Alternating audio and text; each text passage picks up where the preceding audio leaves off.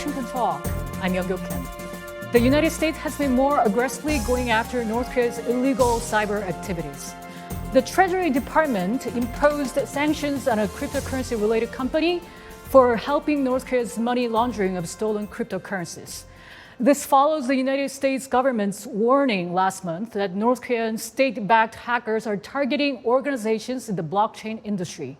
The officials also linked North Korean hackers to the recent theft of $625 million in cryptocurrency. Today, we'll discuss these and more.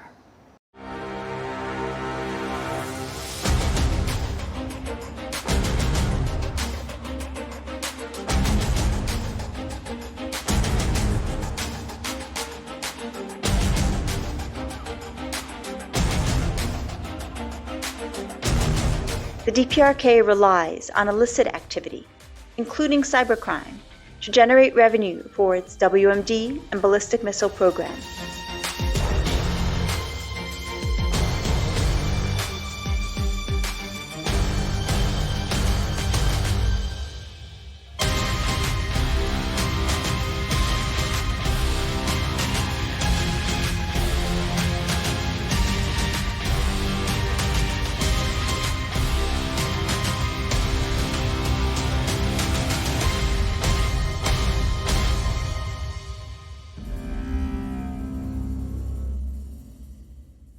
In the studio with me is Jason Bartlett, Research Associate for the Energy, Economics, and Security Program at CNAS.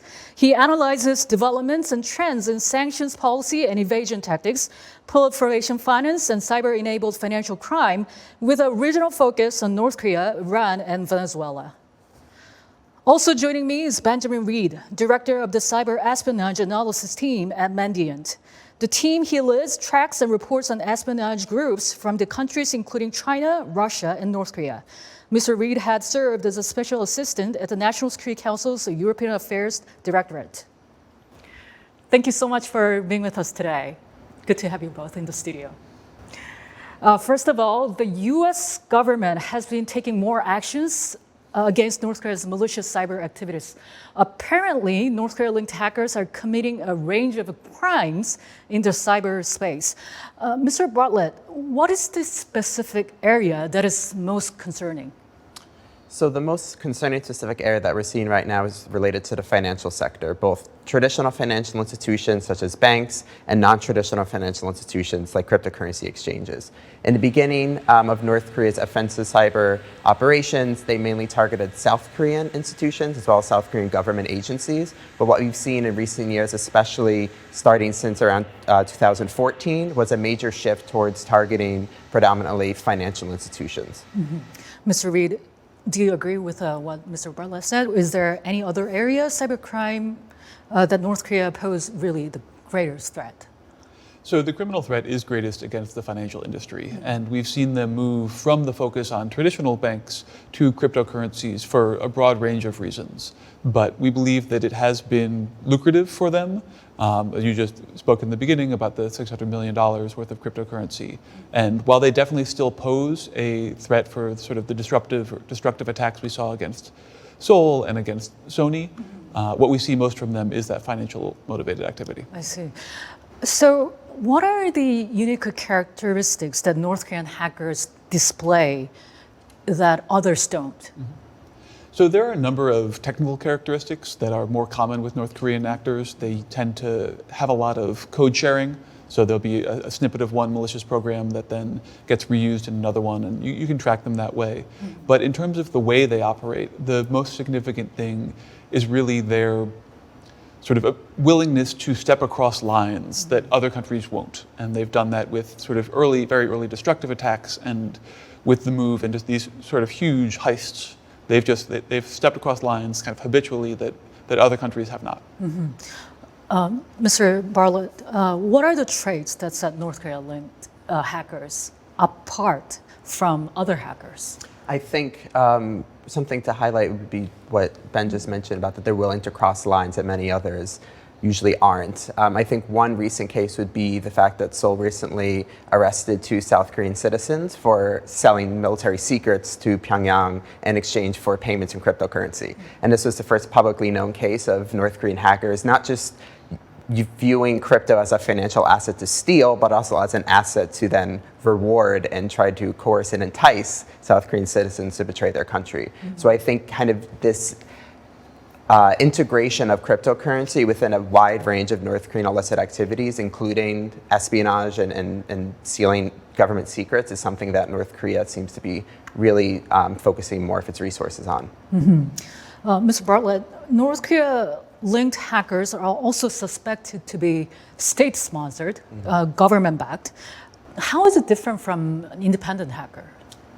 So the main differentiating factor here is that the Lazarus Group is incredibly well funded and trained by the North Korean government.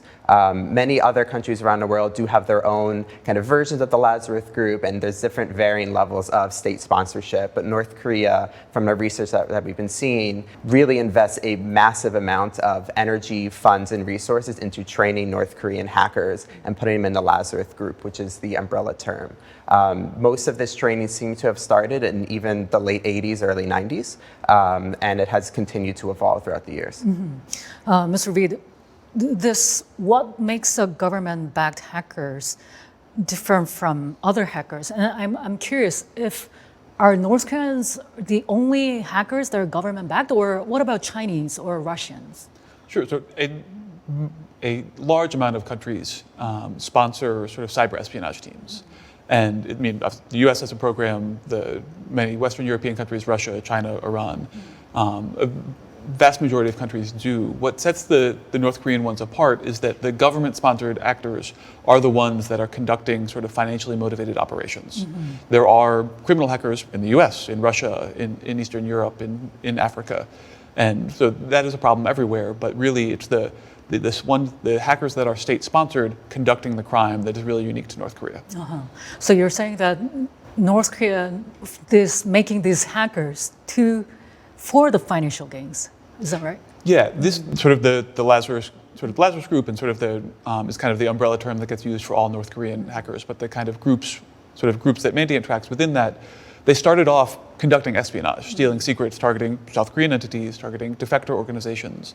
But over the past 5 or 6 years, they've increasingly moved into financial motivations. And it started really with a group we track as APT38 doing it, but then we've seen it spread to other groups that started off doing espionage into sort of 2018, 2019. But since then, really everyone coming out of North Korea is doing some sort of financially motivated attacks.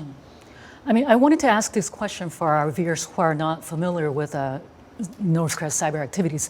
The name Lazarus, where does it come from? It's a good question. It comes from an email, Lazarus EZ, at Outlook, I think, that was used in the Sony Pictures incident. There's always this challenge in the cybersecurity community if you need to come up with a name and people are, run out of creativity. So it was sort of a straightforward one there. And so it initially referred to just that incident, but over the years it's kind of just become an umbrella term for stuff coming out of North Korea. So Lazarus is not what they call themselves? They created that email, so it's possible, but we really don't know. So Mr. Bartlett, the reason we can say that these hackers are mainly, the behind is mainly Lazarus, is that because the pattern is the same? So I think it's very similar to what Ben just mentioned, that Lazarus Group is the umbrella term that we use to describe all of North Korea's illicit cyber activity. Allegedly, there are many different subgroups, Blunerov Group and many other kind of possibly spin-off cyber groups that might target different type of institutions, but Lazarus Group is the general term that they do use to classify all North Korean hackers. Right. And I'm just curious, how can the hackers from such a reclusive country as North Korea can train them so skillfully? So what we are able to show with research is that North Korea most likely really started to invest national resources in developing some form of an offensive cyber group in the late 80s, most likely 1986 when it created the Medium College or Medium Dahakgyo, which allegedly produces over 100 hackers every year. There was also the creation of a computer science program in Kimchek University, Kim Il-sung University. So there's been a lot of educational investment in computer science, mainly writing codes, and focusing more on software, because what you just mentioned about North Korea being a repressive regime, they don't have access because of sanctions and export controls to advanced technologies, but that's hardware. You don't necessarily need the greatest hardware to conduct hacks, you just need really good programmers and good software, and North Korea has both of those. There also was a lot of help, most likely from China and other state actors that have a history of kind of turning a blind eye to North Korean illicit activity. So there's many other factors, but it's North Korea's ability to kind of uses domestic resources to increase hackers started mainly with educational programs during Kim Jong-il. So, Mr. Reid, you agree that North Korea has resources to train hackers on themselves? Yeah, the technical abilities that are needed here are certainly not out of line with a country that has an active nuclear program, that has a lot of, that may not be a sort of an economic dynamo, but has sort of significant educational things. And when you can invest the money and sort of direct things by the state, you can sort of create these capabilities. They're not sort of so advanced that they would be out of reach to a country like North Korea. Mr. Reid, as you mentioned earlier, North Korea's hacking capabilities were widely known for the first time after North Korean hackers hacked Sony Pictures, right? And that was 2014. And why is the US government putting more efforts to go after North Korea's hackers now? So I think what you're seeing now is the sort of continued building of a pressure campaign. And it's really, there's been a number of parts of it. Obviously there were big diplomatic movements after the Sony Pictures thing, and that really sort of has continued to build since then. There's been a program from CISA, the US sort of cybersecurity agency, to release North Korean malware to sort of make it more exposed. There's been obviously sanctions that were talked about earlier. And so I think the recent actions from the US government aren't necessarily in sort of a qualitative change from North Korea recently. It's more the continued sort of bureaucratic gears grinding to try to put more pressure and sort of choke off this source of illicit funds. So, Mr. Bartlett, it's not like North Korea's hacking activities or crypto crimes have been prevalent only recently. It has been really building up, as Mr. Reid said. Exactly. This has been going on for many, many years, and I think the US is starting to catch up. Unfortunately, with this type of activity, it's usually always catching up because the US has a wide range of not just general national security issues, but even cybersecurity issues that we're focusing on. North Korea's main objective within its cyber operations is to obtain money. For various different reasons. But when you have a long list of US objectives and one objective for North Korea, it's hard. It's hard to keep up. I'm curious to know how you assess about the US government's response so far about North Korea's cyber activities. So there have been indictment of 2 European men for helping Virgil Griffith. He was sentenced to more than 5 years for attending the crypto conference in Pyongyang. And there were sanctions on crypto-related entities for helping North Korea's laundering the cryptocurrency. What do you think?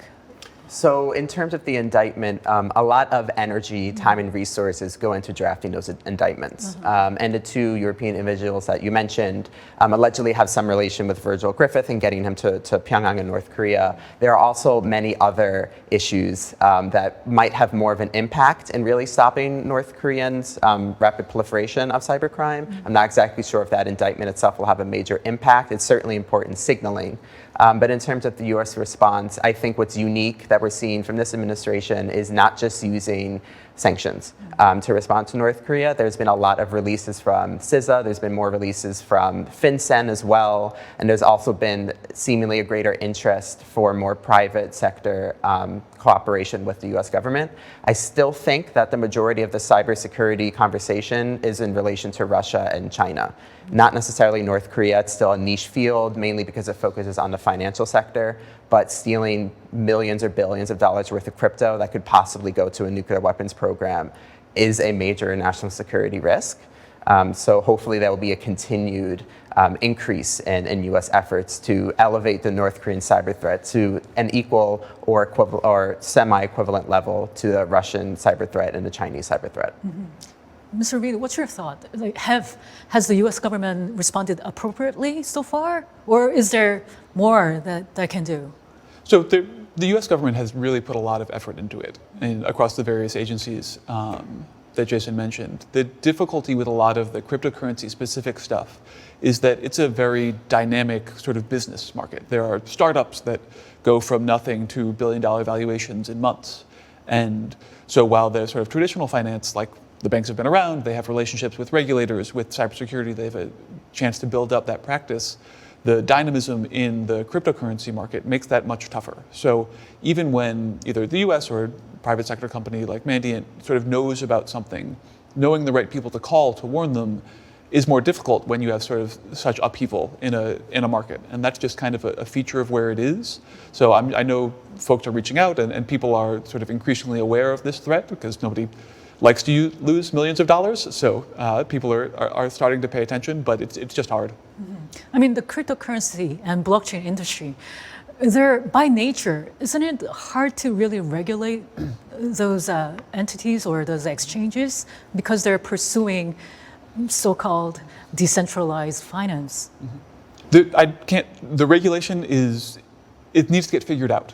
It's something that's new. It's something that really there doesn't fit neatly into a previous regulatory framework. So I know there's a lot of work going on around that, but it's not necessarily impossible because for the moment it still has to interface with the sort of traditional financial industry, and you have kind of mechanisms to do that. But it's just something that takes a lot of development, and because things are changing so quickly, it's hard for government to have everything perfect right away. Mr. Bartlett, it amazes me because this industry is really burgeoning industry, and it's for normal people, it's really hard to grasp what is going on in that industry. But still, North Korea is able to really take advantage of that. What do you think? Exactly. So when you have one goal, it's much easier to stick to it. If the one goal is if these intelligence agencies and hacking groups are tasked with the main priority of securing funds for the Kim regime, they will do any means in order to achieve that goal. I think something else adding on what Ben very nicely laid out is that cryptocurrency and the blockchain industry continues to evolve at a rate that regulation just can't keep up with. And North Korea has been following that for several years. So as new technologies develop and evolve, so will new ways to exploit them. And by that, there should also be new ways to regulate them. But it's very, very difficult. I think there's a lot of conversation going on, but it's very important to understand the technology before you try to regulate it. So I think there's this knee-jerk reaction of once a new technology comes out, we have to regulate it. I think first it's better to understand how it works, because that's what hackers do. They understand how something works first, and to kind of weigh out the pros and cons of is it worth exploiting. So I think also it would be beneficial to really look at these new technologies and say, well, what do we have that we could apply? What don't we have? Mr. Reed, does the United States government have capability to catch up with it and then really seriously go after North Korea?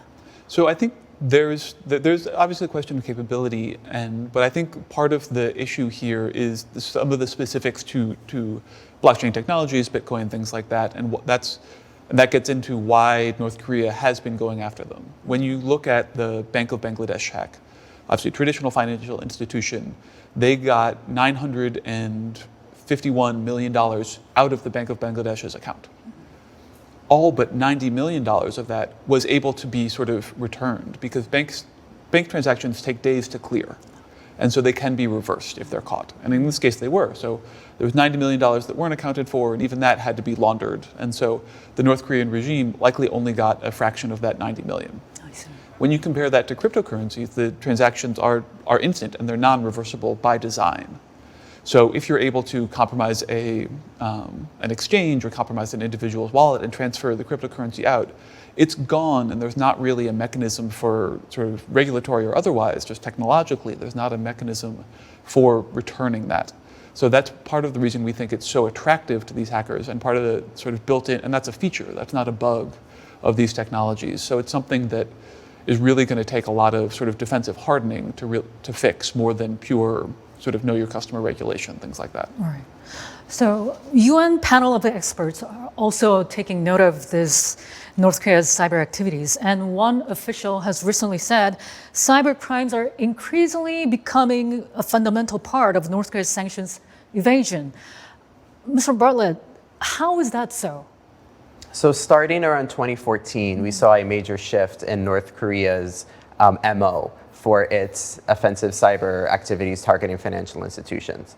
There started to be a major shift towards more banks, not just in South Korea, but across the world, Southeast Asia, and then also cryptocurrency exchanges. And this, ironically, or maybe conveniently, occurred during a time when US sanctions really started to rev up on North Korea. So 2014, 2015 was when the Obama administration started to adapt a more aggressive approach towards North Korea in terms of sanctions. There was more adoption of North Korea-related laws from Congress targeting North Korean human rights, as well as other authorities that granted new or enhanced sanction programs on North Korea. So it really seemed to kind of start to occur at a time where North Korea really needed to look for new avenues. Also, 2014, 2016 was when South Korea started to rapidly adopt Bitcoin into its kind of cyber commerce area. So there was a lot of international occurrences happening during this time, and North Koreans are very plugged into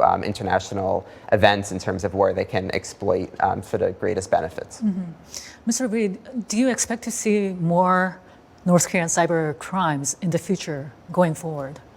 It's working for them. So we have every indication that they'll continue to pursue it. And so I think as long as there is a need for, there are significant sanctions and there's a need for currency and cash and things like that, they're going to continue to do what's worked. They have not shown any sort of bashfulness or being any sense of being cowed by international pressure or things like that. So as long as it's working, I think they're going to keep stealing money. Mm-hmm. Do you think stricter regulations will eventually help curbing North Korean activities? I think it's definitely necessary. I think, sort of and not necessarily even some combination of regulation and sort of better enforcement and better defense and sort of all of those things to try to squeeze the illicit funds. But especially with the cryptocurrency, with the defensive stuff, North Korea isn't the only group or place out there. There are plenty of criminals throughout the world that are trying to steal cryptocurrencies. They're seeing a number of prominent hacks that have not been linked to North Korea. So I think sort of the continued investment in defense in this space is going to be important regardless of what North Korea does. Mm-hmm. Mr. Bartlett, the recent sanctions by the United States government on the crypto-related companies, will that send a signal to those companies or entities involved in North Korea's laundering of cryptocurrency? So the US, as you mentioned, has started to really rev up its economic response to cryptocurrency exchanges. It started about a year and a half ago with new designations on cryptocurrency exchanges. The first one was on a Russia cryptocurrency exchange that was facilitating payments related to ransomware. And then recently, the Treasury sanctioned the Lazarus Group. So I think there are many other concerns as well regarding cryptocurrency, and I think they will continue to do so. But there also needs to be a strong effort in terms of enforcement, because regulations are only effective if they're enforced. So it's great to create these rules, but if the US doesn't have the mechanisms or doesn't have the support from international partners to enforce them, including cryptocurrency exchanges outside of the US, then the regulations might not have that many teeth to really stop North Korea. North Korea launched yet another ballistic missile into the sea, marking its 14th round of weapons tests this year. U.S. State Department criticized the action strongly, calling North Korea's recent missile tests an affront to UN sanctions. The State Department said it'll send with U.S. allies a very clear signal to North Korea that these types of provocations won't be tolerated. But whether North Korea will be taking heed of this warning has yet to be seen. Mr. Bartlett and Mr. Reed, thank you so much for being with us today. Thanks for having Thanks us. for having us. And that does it for this week's Washington Talk from Voice of America.